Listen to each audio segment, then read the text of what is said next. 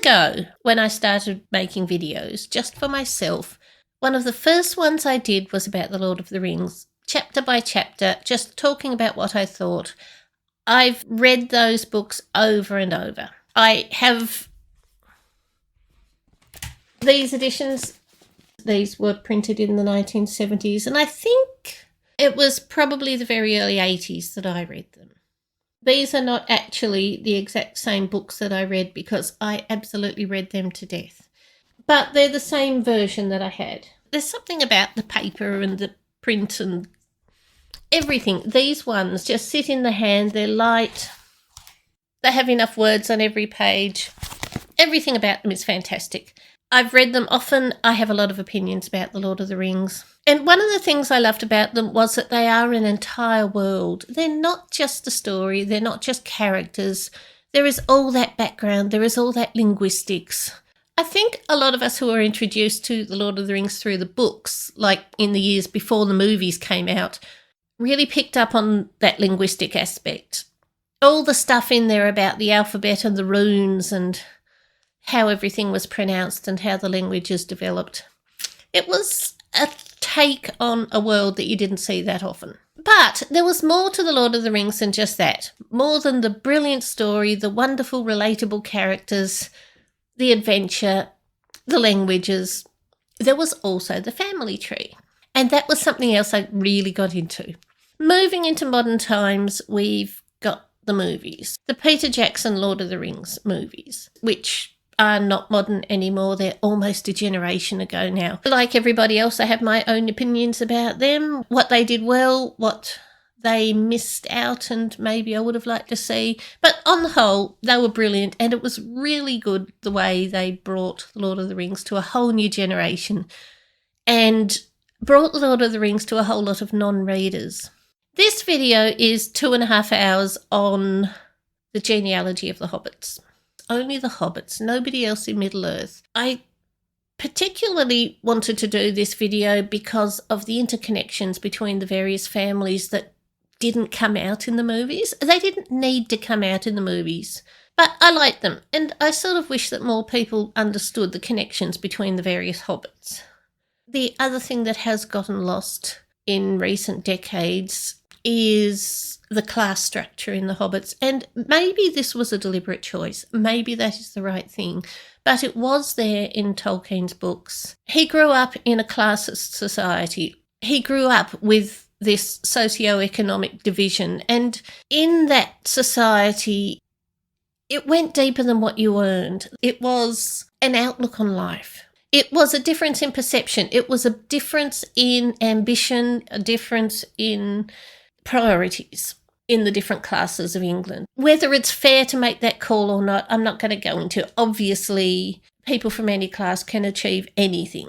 But that was the assumption, especially in the pre-war years. It sort of was that way because children from different classes went to different schools. They were taught different things. So inevitably, they're going to come out believing the world works in a different way. Their life experiences were entirely divorced from those of people in the other classes. And that's what you see in The Lord of the Rings if you read the books.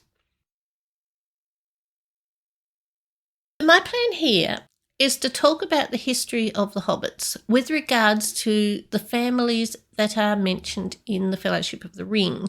Now, I know a ton of families are mentioned at the birthday party. That's not really what I mean. What I mean is Frodo, Merry, Pippin, Folko Boffin, and Fredegar Bolger. They're the main ones that you read about in the early several chapters of the book. They are all connected to each other in different ways. Now, the 5 of them come from the same social class. They're aristocrats of the Hobbit world.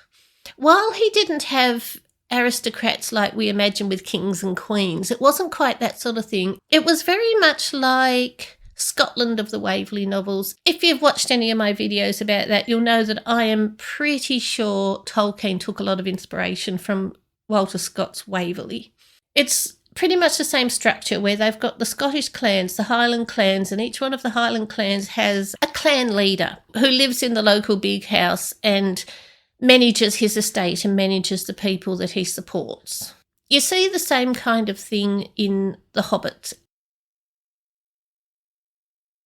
In order to flesh out these hobbits of the past, I went through Wikimedia Commons and found public domain images that I felt represented the hobbit that I'm talking about. These images, of course, are not of hobbits. I've gone with an image that expresses the mood, the socio-economic circumstances, that sort of thing. They do give an indication of the way of life. So I hope that anybody watching this can see past the little details that might not be correct. I think it works, and by using images like this, I'm avoiding copyright issues, which is something I'm trying to do. I may have taken liberties. I have created the story of the hobbits several generations before the events of the Fellowship of the Ring. It's not my intention to create fan fiction here. I am just presenting how I make it fit together in my head. There are many, many ways to present a family tree. I've avoided the exact images that are found in the books because I suspect that they are copyrighted. If you are looking for them in Tolkien's books, you will find them at the back of The Return of the King in Appendix C, Family Trees. He has many in this format.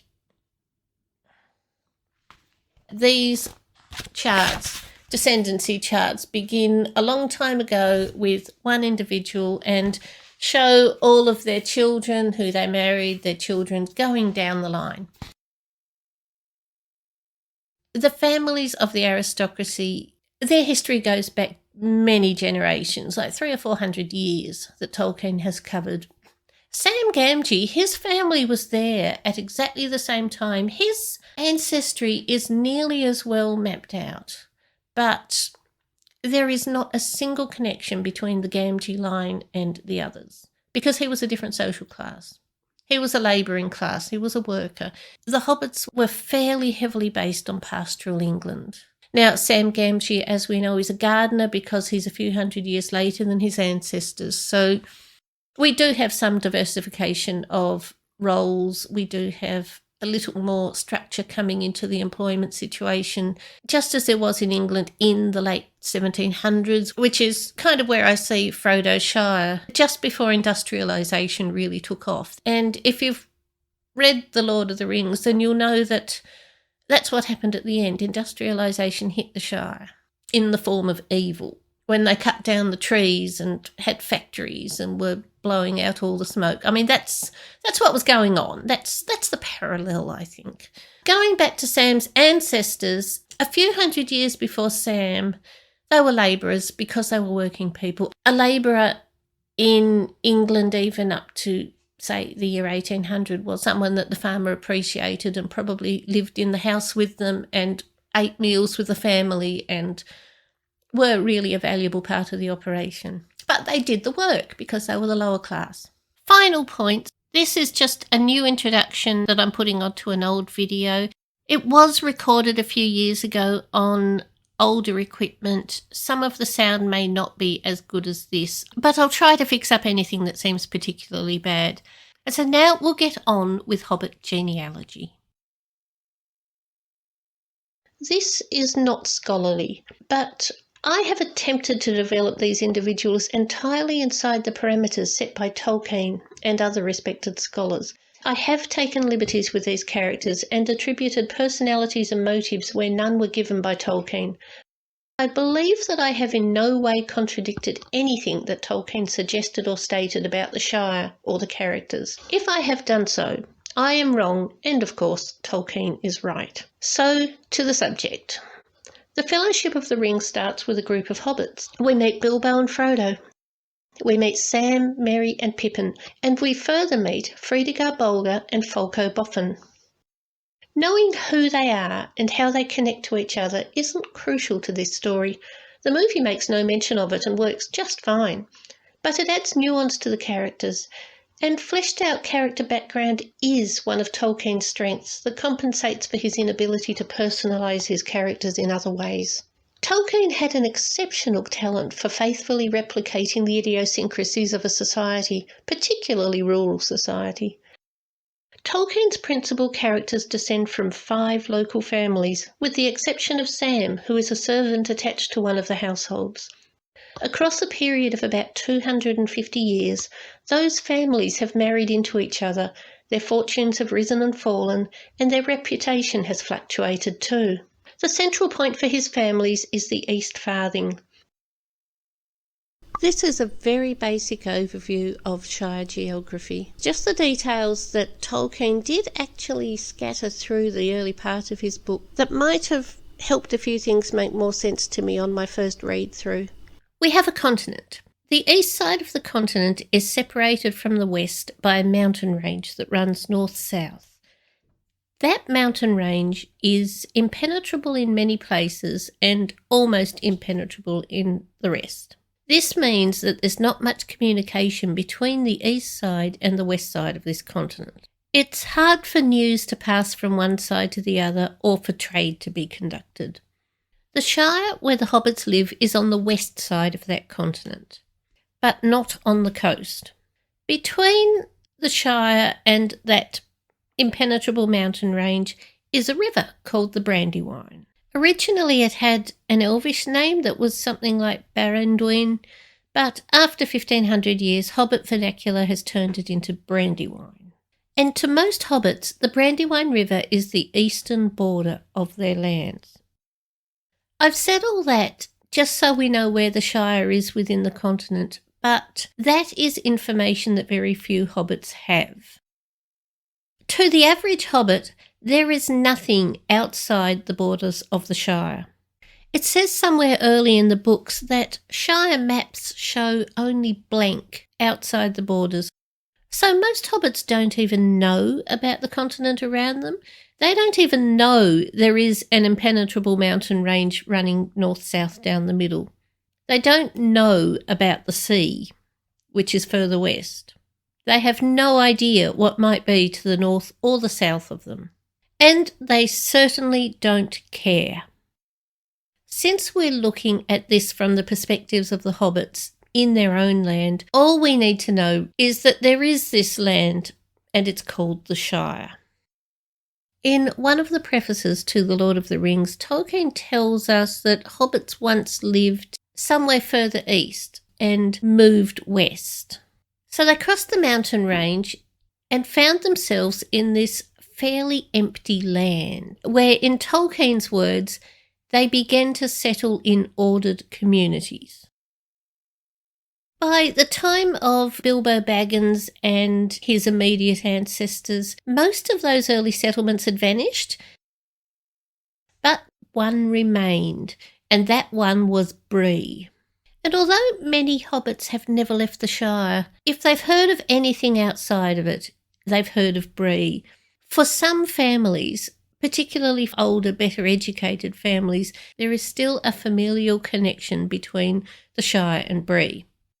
The chief thing to note here is that when the hobbits crossed the mountains and headed west, they were seeking a place where they could live in peace. Bree was a great location for that, but there were still other peoples around. There were dwarves, there were elves, there were wolves, there was occasionally orcs. It was safe, but not so safe that they didn't need walls and gates. And so some of them branched out even further into the wilds, further into the uninhabited lands towards the west. Hobbits are a simple people. Tolkien tells us that quite often in the books. And they don't have much of a grasp of continental politics. If they did, back in the time when they left Bree and ventured further west, Tolkien hasn't told us anything about it. The reality was that most of this land was managed by the elves, who were still mopping up after the wars of a previous age, still wiping out little pockets of resistance, still rebuilding some of the infrastructure that had been destroyed. The hobbits seem to have been oblivious to most of this. All they wanted was to avoid conflict. Crossing the continent was an ancient highway. It's not a highway as we know it. It was a road, it was a track. It was very rough in places, it was paved in others. It had its bridges. Tolkien doesn't give us much of a description. The highway makes its way across the mountains at the mountain pass and goes through Bree, crosses the Brandywine River at the Brandywine Bridge, through uninhabited lands to the western coast. When the hobbits left Bree and went west, they followed this highway.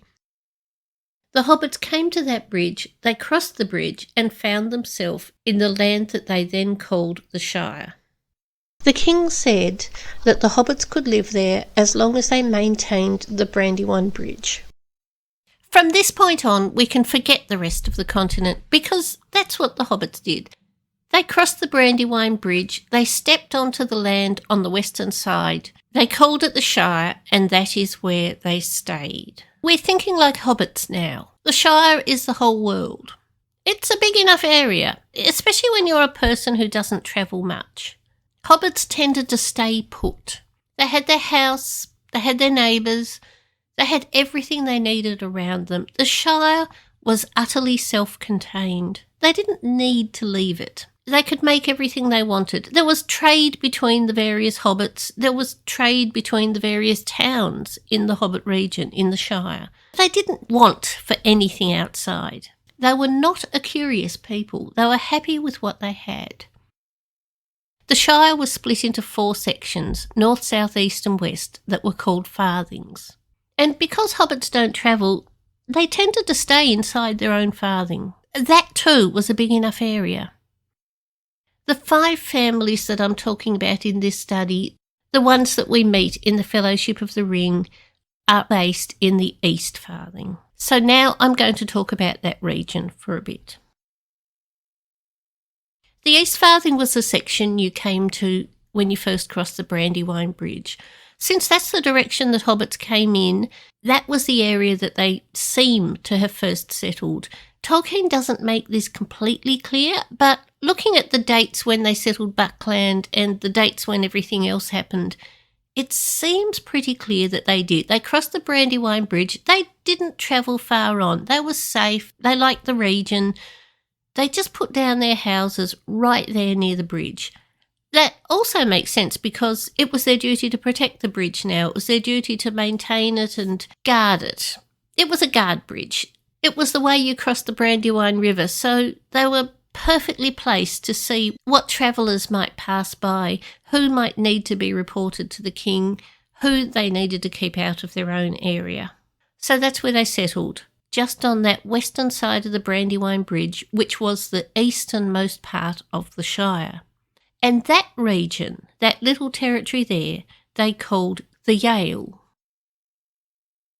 When they settled in the Shire, they started their calendar again. So since we know it is now Shire year 1401, that means they've lived there for 1,401 years. And in that time, they've kind of forgotten a great deal. They still maintain the Brandywine Bridge, but these days it seems like they do it not because of their loyalty to the king. It's for their own safety and it's from their own tradition. The first hobbits in the Shire were a group led by 2 brothers, Marcho and Blenko, who apparently had no surname, at least no surname that they chose to hang on to. Other unnamed hobbits crossed the Brandywine later and joined them. There was a largish group, but it's not a big gene pool. It's fairly distant, but the same names pop up in the trees quite often. Given that family trees are all about relationships, it's worth saying a few words about Tolkien's approach to such things. It's something I think Peter Jackson had to grapple with when he made the movies. Tolkien's world comes across as extremely asexual.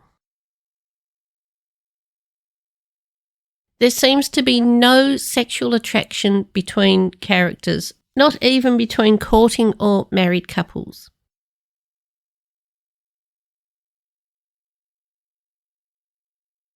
I do understand that this started as a children's story. It's fair enough that there's nothing like that in The Hobbit. It seems to me as if the first chapter of the Fellowship of the Ring was also for children. It changed in its scope and its audience as it went along. Maybe that's why it's not in here. Whatever the reason, I'm considering this a given when I talk about motives for characters getting together and living the way they did. Sexual attraction was just not a part of it. Love was there, infatuation, compatibility, all of those things it's relevant to consider when we're looking at Hobbit genealogy. But pure sexual attraction without the others, I don't think was there. And I've therefore discounted that as a motive. Tolkien's genealogies have confused just about everyone. He clearly wrote it to illustrate the relationship between a couple of people. The way they're drawn, descendancy charts rather than ancestral charts, which means they start from an earlier person and branch out into all their children. That clarifies the relationship between different people, which he would have found very helpful, but it makes it very hard for us as a reader to figure out just who was who. I think the best way to start is to go back a few generations to those people from whom all the children branch out and intermarry. And it's not too far back. We don't have to go back to the beginning. We can start in the late 1100s.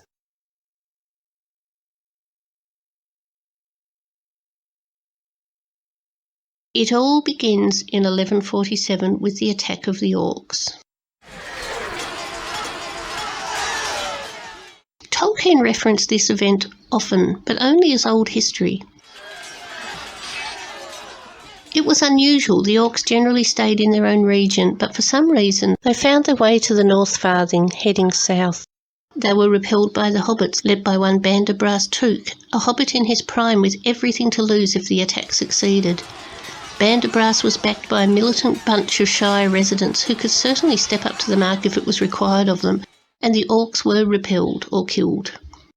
There's no indication of involvement by others, but this is a very likely time for both Gandalf and the elves to have some communication with hobbits, or at least with Bandabras. So, Shire politics. They're not very political, but they do have someone in charge, and that person is the Thane.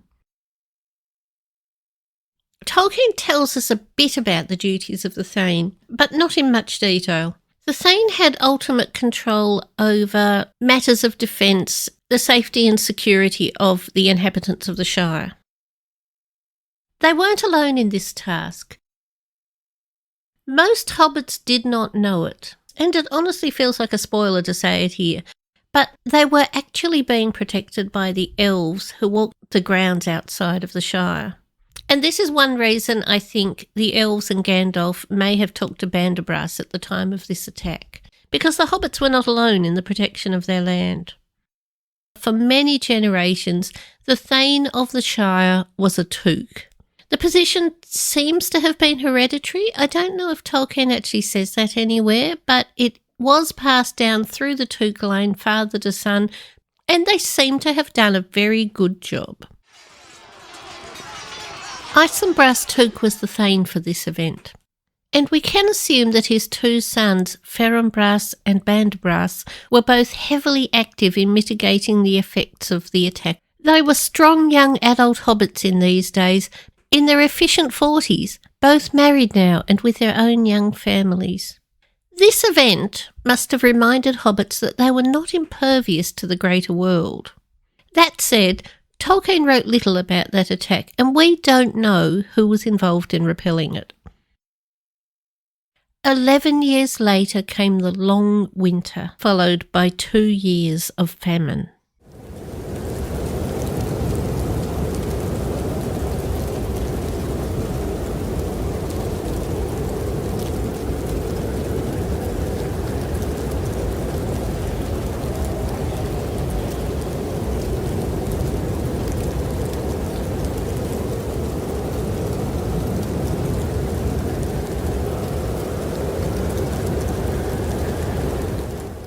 The long winter has a parallel in British history. It was an event known as the Great Frost. In 1683, England was struck with severe winter. It was so cold that the Thames River froze over for 2 entire months. That event also was followed by famine.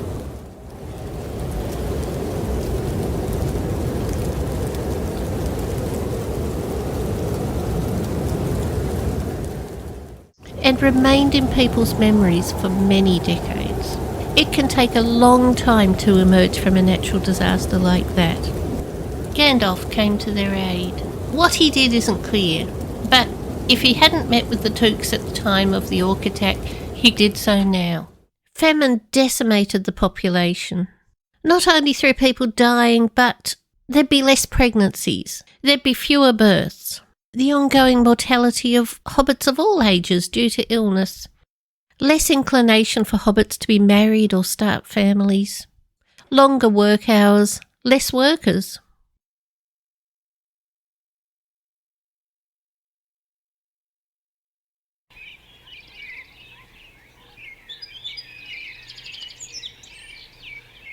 In the end, the effects of the winter passed away.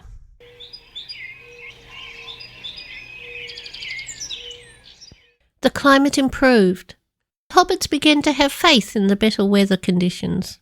But even then, it would have taken 10 years or so to get the crops and stock producing optimally, to recover enough seed to plant, to bring back the birds and insects and worms, and replace all the craftsmen who died in those terrible years.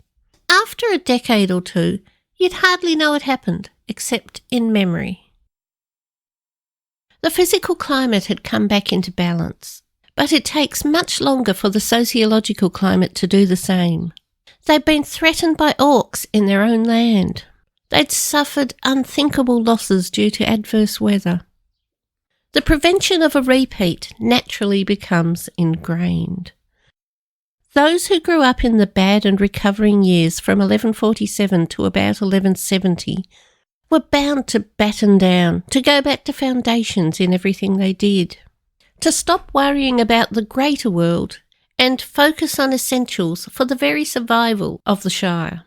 It's a mindset unlikely to change through their entire lives. There are different ways to do this. You can wall the greater world out and reduce your sphere to a controllable size. Or you can gain as much information as possible about the threats that might be outside the borders. The older ones favoured the first approach. I can imagine a generation divide occurred as the matter was debated. 2 Hobbit boys, who I believe were friends, grew up during these years. Their names were Balbo Baggins and Maddock Brandybuck. It's time for a bit more geography. This is the Shire, showing the Yale and the Brandywine River. The Brandywine River is the eastern border of the Shire. But in the 700s, a family named Oldbuck, who lived in the East Farthing, crossed the bridge and settled on the eastern side. They changed their name from Oldbuck to Brandybuck, and they called their new home Buckland. Buckland was a big enough area to house a community, but it had some peculiar geographical restraints. It was bounded on its west side by the Brandywine River. It was bounded on the east side by a dense ancient forest, known to all as the Old Forest.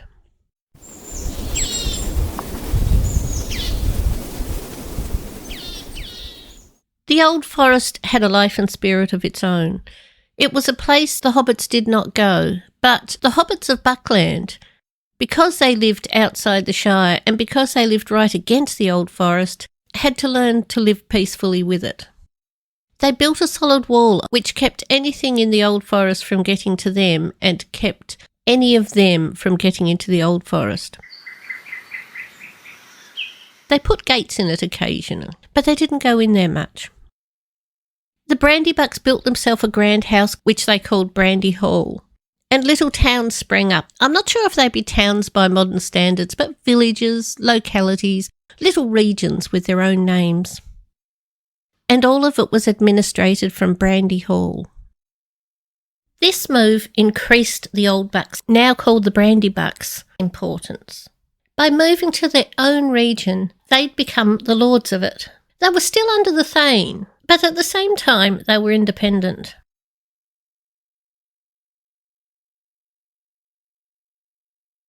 They had responsibility for their own defence here, and they worked with the Thane on many matters of Shire importance. The Thane family, the Tooks, were the most important, most prestigious family in the Shire, but the Brandybucks were now second. And I know this probably feels like digressions inside of digressions, but this is a good time to touch on the houses. Each important family had a house. That house was the centre of their operations, and when I say house, I mean a mansion, a Hobbit-style mansion. The head of the family was the person who owned the house. And when I say owned, I don't mean it was theirs. Nominally it was. On paper, they were the owner of the house. They were there on trust. They were there to manage the property on behalf of the family at large, and if the family needed anything, they would come to their own big house to get it. The house generally had some means of production like crops or cottage industries that contributed to their profits. If we put it in Scottish terms again, those profits went to supporting the entire clan, not just the chieftain who lived in the house. That was the political system in the Shire. The Thane, who at the time of Balbo and Madoc's birth was Isenbras Took, lived in a house called Great Smiles. And the head of the Brandybucks lived in Brandy Hall. Now, being hobbits, a lot of their houses were underground. They were burrows. A lot of the extended family lived there as well. Aunts, uncles, cousins, supporting staff, poor people that had nowhere else to go, visitors. These great houses could hold hundreds of permanent residents. A house became more important as the family became important. Between the 700s and the 1100s in the Shire, these two houses are the only ones of note. And this is very relevant in the genealogy of the Shire. So, we have two young men, Balbo Baggins and Madoc Brandybuck. Madoc was the heir to Brandy Hall, a mansion about 400 years old. Madoc comes through to me as a stoic character, one who didn't show his feelings easily, one who rarely smiled or laughed, not due to misery, but from his natural demeanour, one who probably took a while to warm to others.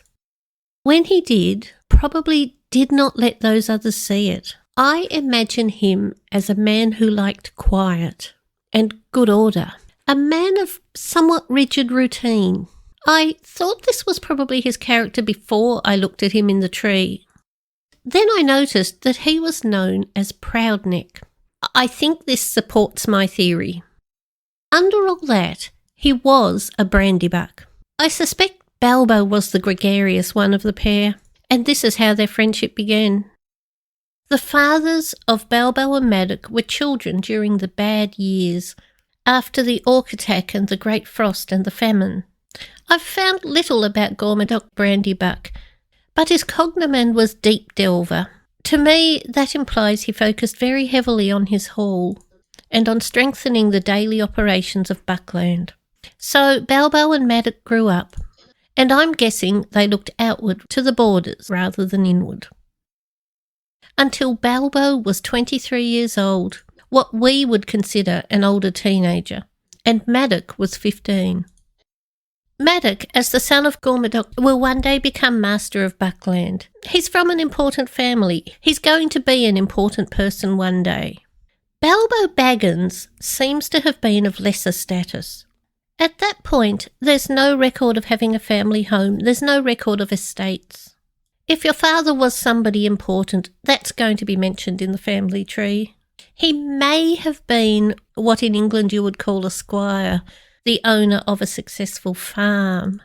But if that was the case, you'd expect there to be a mention of his father, because he would have been a moderately important person. There is none. The Baggins tree starts with Balbo. He might have moved in from Bree. It's also possible that his father was an employee of Madoc's father. Whoever he was, though, I think Balbo and Madoc became friends. And Madoc's education rubbed off on Balbo, that he was of lesser status, and the Baggins' rise to importance comes from his association with Madoc Brandybuck. Anyway, that's all guesses. What we do know is that Balbo was not of the same genteel origins as Maddock Brandybuck, but the two were probably friends. So we have Balbo, now aged 23, and Maddock, aged 15, in the Shire year 1190. I didn't pick that year at random. I brought them to 1190 because that is the birth year of Gerontius Tuke. Tolkien was very fond of Gerontius Tuke. He wrote him into The Hobbit, he wrote him into The Fellowship of the Ring. Gerontius was the grandson of Ferinbras, who probably helped his brother Bandabras fight off orcs in 1147. Ferinbras was now Thane. Fortinbras was still a young man in 1190, the father of his first son. Gerontius Tuke became one of the great names in Shire history. But at this point, on this day, he's a newborn baby. In his prologue, in his section called Of the Ordering of the Shire, Tolkien says the thaneship had ceased to be more than a nominal dignity, but they were still considered preeminent. While they had no exact duties, they clearly are still the heart of order and control in the Shire. And they were good people. They were intelligent and educated and experienced. They got on well with everybody. They were generous. So for all those reasons, it wasn't actually a problem for the Shire that the Tukes continued generation after generation to hold the Thanehood. And there was no doubt that Gerontius would be a Thane too, and lead the Hobbits into a new century. From this very privileged starting point, Gerontius brought everything to a new level. Right from birth he was larger than life. At the time of his birth, his grandfather Ferinbras held the thaneship, but Ferinbras was old now, and Gerontius's father was expected to take over any year now. We know absolutely nothing about Gerontius's mother. Maybe she died in childbirth. If so, it seems that his father Fortinbras did not marry again. Fortinbras was quite a bit older. Fortinbras was 55 when Gerontius was born, and this does seem to be something of a trend. Hobbits very often do get married later in life. That is, Hobbit men do. Given the age of adulthood being 33, even Hobbit women frequently marry later than their human counterparts, but not so late as Hobbit men, which again reflects late 17th, early 18th century England, where it was very common for the landed gentry and aristocracy to only get married later in life, after they settled into their world. I suspect either they started to feel their old age coming on them and realised they needed an heir, or their parents had died and they had inherited the family estate, and this was their duty to get married. Marriage wasn't something that people did for love. In England, for women it conferred adulthood and a small degree of authority, but Tolkien's world doesn't show much desire by women for that. We can presume hobbits were perfectly happy with their gender roles. And men didn't need to marry for companionship. Their friends and family still worked for that. If you didn't actually need a helpmate, which is what brought the lower classes to marry at younger ages, if you didn't need that, the only reason to get married in those centuries that fit with Tolkien's world was to produce heirs. So Fortinbras, at somewhere around the age of 50, obviously decided it was time. Got married. He had one child. His wife is never mentioned, and there he is with a son. Gerontius was clearly a friendly young hobbit, something of an adventurer, quite fearless, and with a thirst for knowledge that seems to have sent him far from home before he was forced to settle down after his father's eventual death. He undoubtedly met elves. He's recorded as being a friend of Gandalf in his later years. Gerontius most likely spent much of his youth in the North Farthing with his great-uncle Bandabras, growing up with his multitude of second cousins in Long Cleave. All the same, I believe he felt the lack of a compatible friend, and sought for it in everyone he met, in persons of every age. I think when he found it in someone older, he tagged along, involved himself in their doings, and grew himself up as much as possible to be part of the world of anybody who actually seemed interesting. We can see through every event in his later life that Gerontius loved people and was never so happy as when he was in a group. Yet he was quite isolated in his childhood, the only son of an only son. No mother evident, just the boisterous second cousins off to the north. I don't know, but I think he was lonely as a child. Even if he was surrounded by people, they were people who othered him. Kindly people most likely, but not friends. Not people to play with, to confide his deepest secrets to. Not people with whom he shared interests. Maybe nobody ever could have been that. He was an unusual man, so most likely he was just now an unusual boy. What Gerontius liked most was to satisfy his endless curiosity, to explore and investigate.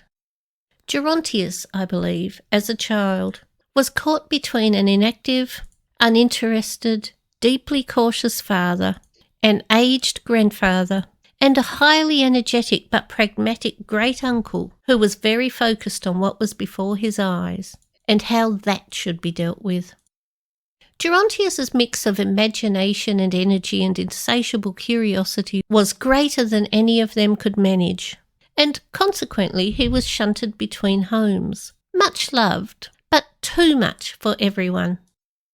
It makes sense that this personable, dynamic and energetic young hobbit would become friends with people from all age groups, but particularly with those who show courage and imagination, and an interest in anything outside the ordinary. This could explain a friendship with Maddock, because the Brandybucks were just like that. The very fact that they'd chosen to move out of the Shire to cross the dreaded Brandywine River and settle against the Old Forest shows an adventurous spirit and a courage that many hobbits seem to lack. Since Maddock was friends with Balbo, who must have exhibited at least some of the same spirit, Gerontius struck something of a friendship with him too. The years pass. I'm guessing the three of them, Maddock and Gerontius, who are heirs but not yet inheritors since their fathers still lived, and Balbo, whose past we don't know, I think they left the Shire, went somewhere and did something, or several somethings. They had adventures of their own. When I say they had adventures, I do mean just around the borders. I don't mean adventures such as Bilbo had later in The Hobbit. Just stepping outside the boundaries of the Shire. Not terribly far, just outside enough to see other people's, other lives. Maybe they headed for the sea. Maybe they went north. Whatever they did, given hobbits and their disapproval of adventures, it probably wasn't talked about upon their return, but it cemented the friendship between them forever. I think this because from this time on their life and family choices mirror each other, as if they were influenced by each other. In later years, at the start of the book The Hobbit, Gandalf has picked Bilbo to accompany the dwarves on this adventure. He's done that because he knows what's in him. He knows Bilbo's ancestry. He knows that although Bilbo is pretending to be this stay-at-home hobbit who only wants a quiet life, he knows that's not what's really inside Bilbo. It makes sense to me that he knows that because of Balbo. Balbo was the one who had all those same traits that have laid dormant through the generations. I'm aware, of course, that it's also because of Bilbo's mother. We'll get to that. I'm pretty sure that Balbo was adventurous enough to become friends with Maddock and Gerontius. This is a fictional world.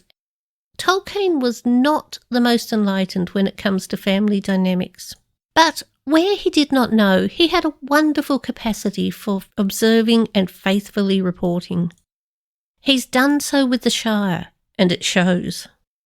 This is one reason I felt I could do this video in the first place. He has replicated society. He's given us family structures that you might see in the real world if you look at a family tree. Because of this, I can apply some of the rules that I would apply to real-life family trees to Tolkien's people. And it works. The further I went with this project, the more those pieces fit together. Something had to explain how an unknown personage like Bilbo Baggins could achieve the moderate success that he did, and how his descendants could achieve the even greater success that they did. Hobbits don't change much. Their way of life doesn't change. Their circumstance in life doesn't change without something to make that change. Bilbo had to be adventurous because he is not doing what his father did. And as you get down through the years, his children make alliances that you couldn't possibly make if your father was a humble peasant. This is just my headcanon. It's a hypothesis that I'm proposing here, but it does all fit together. It's because Tolkien is so good at taking examples from real life that I can do this. Now, back to Bilbo, Maddox and Gerontius.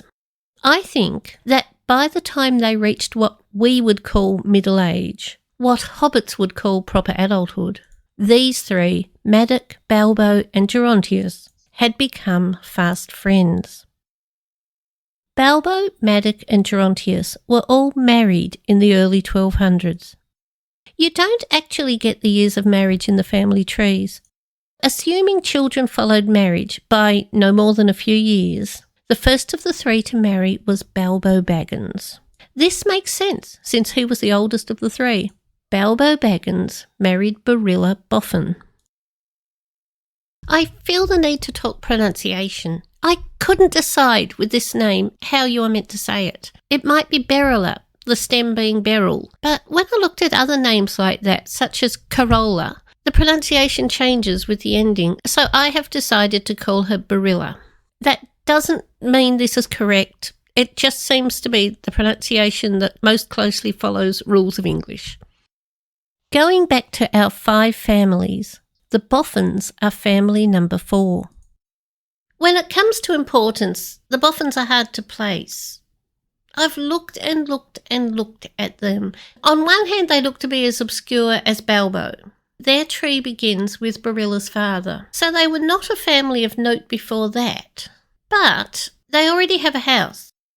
In the 300 years to come, they seem to be stable in the one location. And their other descendants make the same kind of good marriage as Bilbo and Barilla's descendants will. Besides, there's a whole family of them. We've got all their names. We don't have the names of Bilbo's parents or his siblings. And the family holds together in the way that a well-established family does. I'm thinking, while they don't have the status of the Tooks or the Brandybucks, that they are a little bit more influential than Bilbo.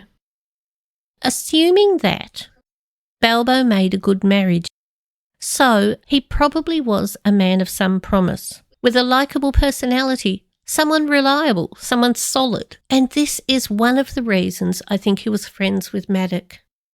For a man of humble origins to marry a woman of a good family, it takes connections. You could have all the money in the Shire, but breeding counted in Tolkien's world.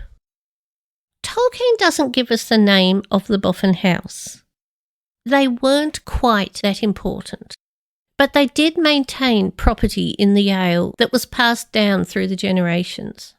At the time that Bilbo courted Barilla, her parents, Buffo Boffin and his wife Ivy, lived in that property.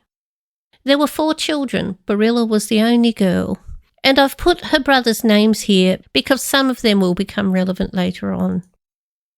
Their property was very close to the East Road, which was the Shire name for the ancient highway that ran straight through the Shire to the mysterious West Coast. But the hobbits were scarcely aware of that. Very few travellers actually took that road in those days. It's hard to be sure, but this seems to have been the chief Boffin family. Each family was like that. They had their main family plus all the younger son branches. Tolkien said in his prologue that hobbits tend to have large households, but most families in the trees have only 1 or 2 children. This can only mean many adult hobbits living together, extended families involving the parents, their adult children, and a bunch of grandchildren. I think that's how it was for the Boffins. I'm guessing they lived somewhere on the Brandywine side of Whitfurrows, maybe in the Bridgefields. I think in the house were the parents two sons, Bosco and Briffo, and Barilla. At the time of Barilla's marriage, the second son, Basso, had apparently left. Had, in fact, gone to sea. This is worthy of note since, in the start of the Fellowship of the Ring, Tolkien tells us that the hobbits have not even seen the sea, and that none leave the Shire. Yet the tree includes several people who have done just that. My assumption, which I hope to demonstrate through this study of the 5 families, is that that attitude developed later than this period. Not that I think it happened much even now, but there clearly were a couple of instances. Basso went to sea in 1195, and in another 10 years, that third son Briffo moves to Bree, which suggests that the Boffin family were also courageous and maybe curious. Perhaps Bilbo gets some of his adventure-worthiness from the Boffin family too. But for now, we just need to remember Barilla's eldest brother, Bosco. He'll come back into this later. Bilbo and Barilla are among those notable exceptions who have a rather large family. In the end, they brought 5 little Bagginses into the world. All of them had typical Hobbit names: Mungo, Pansy, Ponto, Largo, and Lily. It may not be coincidence that Bilbo Baggins married in the same year as the death of Bandabras Took. When you're looking at British family history in particular, you often look for that sort of event, because it can be that in their will they may have bestowed a small amount of money on the other, which enabled that person to then get married and set up house. So it might be that Bilbo had actually been working for Bandabras. It could have been something like that. There's nothing to show where Bilbo and Barilla settled. They were not yet at Bag End. That purchase came a few generations later. My guess is they moved in with Barilla's parents. It's a big house, that Boffin one. Basso had moved out and freed up a bedroom. Briffo does the same very soon. There was room aplenty for Bilbo, Barilla and all the children. Before too long, I'm guessing somewhere around 1210, Bosco married as well. Bosco and his wife, who remains unnamed, did the usual Hobbit thing and had one child only, a little boy called Otto. Otto was born in 1212. I mention him since, if they all lived in the one house, he would have grown up with the Baggins children, and he would, effectively, have felt more like a brother than a cousin. My guess is they all stayed in the same household until the children grew up. Maddock Brandybuck married Hannah Goldworthy, and the Goldworthys come out of nowhere. There's no reference to Hannah's tree. There don't seem to be any Goldworthys mentioned anywhere else. It would be surprising if she was of a completely obscure origin. Maybe she came from Bree. For some reason, they only had the one son. I do wonder sometimes when I see that if it means it was a marriage through obligation, just because he wanted an heir. He got married, he got his heir, and then, I'm not saying he didn't like her, but you do wonder, especially in a situation like that, where they can afford to have more children. There's no space issues. So why would 2 young hobbits who are married in a position like that not go on and have at least a couple more children? Maybe Maddock didn't really want to get married and he just did that for the heir. And when their first child was a boy, they called it quits. Although normally you'd want a second son just to make sure. But maybe not. Maybe there is a completely different story behind it. In England in years gone by, childbirth was a dangerous event. So many women didn't survive it. Maybe Hannah's survival was more important to Maddock than having children. Earlier, I said I saw Maddock as stoic and quiet. I still do, but he is a Brandybuck, and all Brandybucks are inquisitive. All Brandybucks like to know what things mean and what they do and what they're there for. Gerontius, as a child, saw past the affectations in the way that children do and responded to the individual hiding inside. Maddock was 15 years older than Gerontius. In his awkward teen years when the young future Thane most likely met him. That's young enough for them both to find common ground as they each grew to adulthood. The Brandybuck family at this time consisted of Gormadoc Brandybuck, who was the present master of Buckland, his wife Malva Headstrong, and their 3 sons, Maddock, Sadok and Marrock. All 3 Brandybuck sons marry across this decade, but Maddock was the first to do so. This concludes my first video about the genealogy of the Hobbits. I've moved slowly, but there's no other way to do it. And knowing this generation will make all the later entanglements so much easier. After their marriage, Maddock and Hannah undoubtedly settled in Brandy Hall, and settled also to the serious task of raising their young heir Marmaduke, while Balbo and Barilla were doing the same in the Ale. In this video I introduced Balbo and Maddock and Gerontius. In the next we'll move on to the younger generation. And now I'm just going to touch on Sam Gamgee's ancestors because I can't really leave him out. They had absolutely nothing to do with the 5 families I'm talking about. They quite possibly never met, or if they walked past each other in the street, they certainly wouldn't have known each other's names and stopped and talked. So I'm going to introduce 3 boys. In 1217, when this video is ending, the eldest of those boys was 17 years old.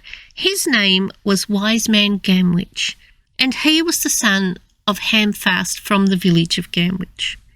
At this time, when he's 17, there's every chance he's still living in the village of Gamwich, which is in the West Farthing, not terribly far away from Hobbiton. The next boy is Holman, who has no surname, and in 1217 he's only 7 years old. He is living in the actual village of Hobbiton. And the third, who technically doesn't belong here yet because he's actually a couple of years off being born. He's going to be born in 1220. But I'd like to keep these 3 together, so I'm going to mention him. When he is born, in just a couple of years' time, he will be called Cotter. He has no surname and we know absolutely nothing about him. But these 3 boys are among Sam Gamgee's ancestors.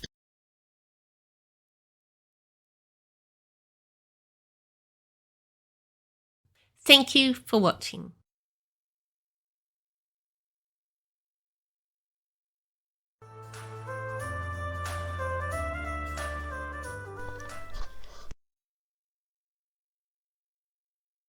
This video on Hobbit genealogy ends in the year 1217. There are 123 years before the beginning of The Hobbit. There are 184 years until the Fellowship of the Ring.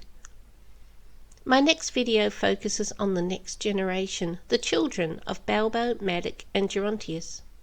Thank you for watching.